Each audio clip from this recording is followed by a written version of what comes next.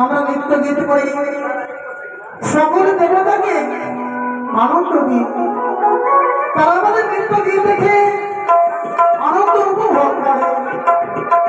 তাই বড্ড আনন্দ পেয়েছি আমরাও। আজ আমরা দুইজনে মিলে নৃত্যই সকলে দেবগণের মনকে জয়লাভই করেছি।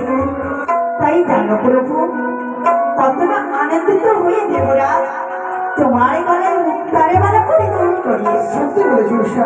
তবে অনেক ক্লান্ত হয়ে পড়েছে তুমি, চলো আমি সুন্দরী করে পালঙ্ক সাজিয়ে দেব, সেই পালঙ্কে আমি তোমার পদসেবা করিব। বেশ উষা, তুমি তাই করো।